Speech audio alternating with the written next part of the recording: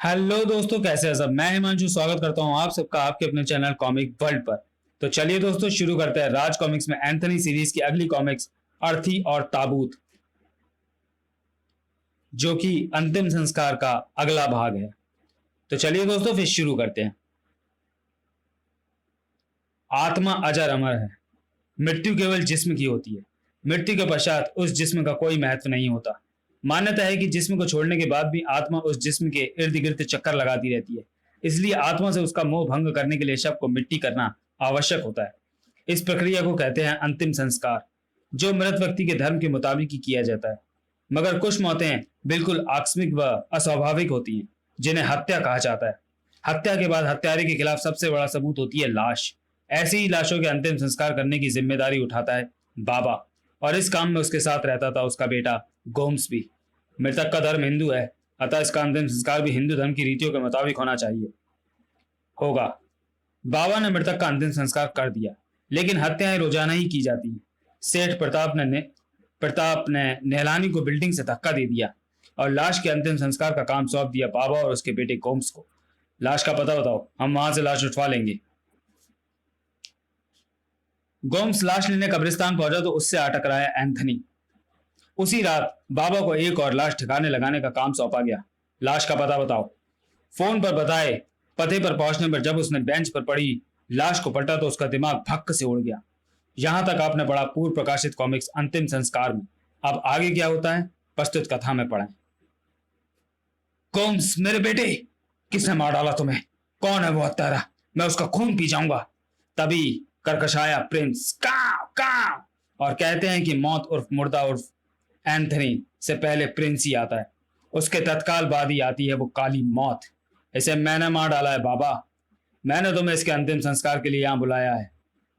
बाबा की स्थिति उस वक्त ऐसी थी कि उसका बस चलता तो एंथनी को फाड़ कर खा जाता।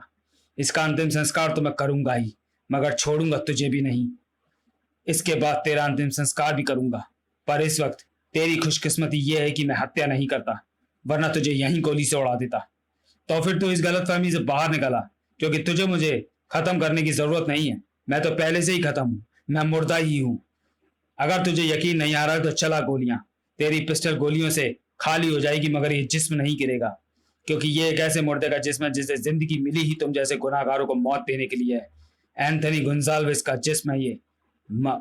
मुर्दा एंथनी। वह नाम सुनकर बेइंतहा चौंक पड़ा था बाबा। बाबा के हाथ से उछले पिस्टल को लपक कर उसकी सारी गोलियां एंथनी अपने जिस्म पर दागता चला गया। ठाय ठाय ठाय। ले देख कि गोलियां भी मुझे मार नहीं सकती। आज तो इसका अंतिम संस्कार कर ले, ताकि फिर तेरे अंतिम संस्कार का भी मैं इंतजाम कर दूं। बाबा ने अपनी हथेली आपस में जोरदार ढंग से रगड़ी। दूसरे ही पर चारों ओर ढेर सारा धुआं फैल गया। मैं वापस आऊंगा एंथनी, तू भी एक मुर्दा है, तेरा अंतिम संस्कार मैं करूंगा। धुआं छटने से पहले बाबा वहां से जा चुका था। अपने बेटे की लाश लेकर वो यहां से गायब हो गया। मैं कल रात उसका अंतिम संस्कार करूंगा। चला प्रिंस, क्योंकि भोर होने में अब देर नहीं है। उधर लाइफ इंश्योरेंस के दफ्तर में एलआईसी एजेंट के साथ खड़े इंस्पेक्टर चक्रौला के मस्तिष्क पर सलवटें बढ़ती चली जा रही थी। इसका मतलब हुआ मिस्टर अनीस मल्होत्रा की जब तक मिस्टर नहलानी की लाश नहीं मिल जाती, मिसेज नहलानी को उनकी पॉलिसी का क्लेम नहीं मिलेगा। सवाल ही पैदा नहीं होता। अगर वो भविष्य में जिंदा होकर वापस आ गया तो उस क्लेम को वापस कौन करेगा? ओह ठीक है, मुझे आपसे यही जानना था। अंतिम संस्कार गैंग ने नहलानी की लाश का भी अंतिम संस्कार कर दिया होगा, तो मैं मिसेज नीलानी की मदद किस प्रकार कर पाऊंगा? नीलानी की लाश अभी तक बची हुई है या नहीं, यह जानने के लिए और अंतिम संस्कार गैंग तक पहुंचने के लिए जरूरी है कि या तो हत्यारा मेरी गिरफ्त में जल्द से जल्द आ जाए या फिर लाश। बाबा का चेहरा उस वक्त पत्थर की तरह सख्त था। तुम अपना सारा एडवांस पैसा वापस ले जाओ सेठ प्रताप, क्योंकि मेरा बेटा गोम्स नहलानी की लाश लाने में कामयाब नहीं हो सका, बल्कि वह खुद मारा गया। तो क्या फिर वो लाश अभी तक वहीं पड़ी हुई है? तुमने मुझे मरवाने का पूरा पूरा प्रबंध कर दिया है बाबा। अंतिम संस्कार नहीं कर सके, मगर कम से कम वो लाश तो वहां से हटा दी होती। वो लाश वहां से हटेगी। उसके अंतिम संस्कार का अब मैं तुमसे कोई पैसा भी नहीं लूंगा, मगर पहले मुझे मेरे बेटे का अंतिम संस्कार कर लेने दो। ओह, तुम उसी वक्त ही नहलानी की लाश का अंतिम संस्कार कर देते तो ये नौबत ही नहीं आती, तुम्हारा बेटा भी जिंदा होता। पर अब मैं खतरा मोल नहीं ले सकता। लाश मैंने एक कब्रिस्तान में फेंकी थी, और वो कब्रिस्तान यहाँ से थोड़ी ही दूरी पर है। मैं लाश लेकर आता हूं। कथनी और करनी में थोड़ा सा फर्क पड़ा। नीलानी की लाश उसे मिली तो कब्रिस्तान में ही, मगर वहां नहीं मिली जहां प्रताप को लाश के पड़ी होने की गारंटी थी। समझ में नहीं आता कि लाश यहां तक कैसे पहुंची। इसे तो वहां चार दीवारी के पास ही होना चाहिए था। लाश को यहां तक कौन लेकर आया, और अगर लाया भी तो फिर उसे यूं ही क्यों छोड़ दिया। लेकिन फिलहाल मुझे इस सब प्रश्नों में ना उलझकर लाश को यहां से ले जाना चाहिए। यही शुक्र है कि लाश मुझे मिल गई, मगर उस चौकीदार के रहते उस यह भला कैसे मुमकिन था काव! जो उस वक्त उस लाश की ही चौकीदारी कर रहा था, जिसे एंथनी ने वापस कब्र में आ जाने के कारण बाहर निकालकर कब्र के पीछे छुपा दिया था। उफ, इस कोई को क्या हुआ? ये मुझ पर आक्रमण क्यों कर रहा है? प्रिंस की सख्त चोंच के शक्तिशाली प्रहार से प्रताप बुरी तरह से बौखला गया। का ओह, अरे उफ! प्रिंस की सुर्ख होती आंखें शायद पहचान गई थी उस लाश को वहां लाने वाले उस चेहरे को। ये तो आंखें ही फोड़ डालेगा। हट हट! पर अब इसे मैं जिंदा नहीं छोड़ूंगा।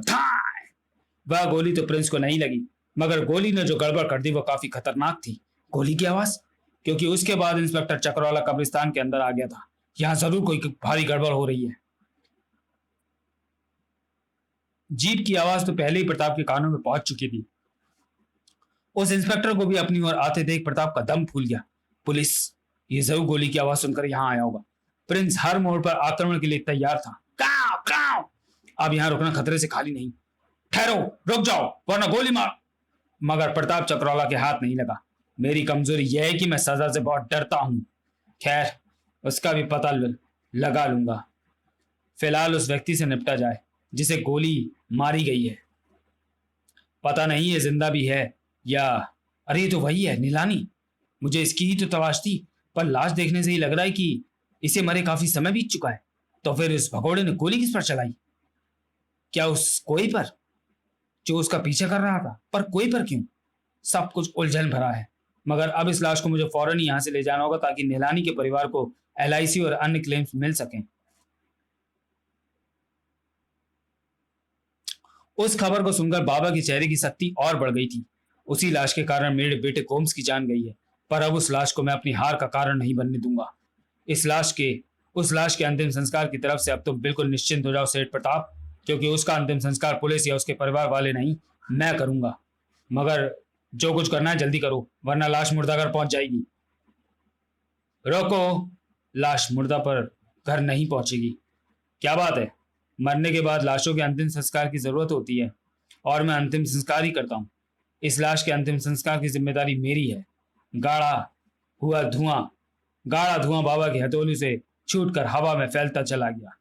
तो चलिए दोस्तों, वीडियो को यही समाप्त करते हैं और मिलते हैं एंथनी की कॉमिक्स अर्थी और ताबूत के दूसरे और अंतिम भाग में अगले वीडियो में। तब तक के लिए धन्यवाद।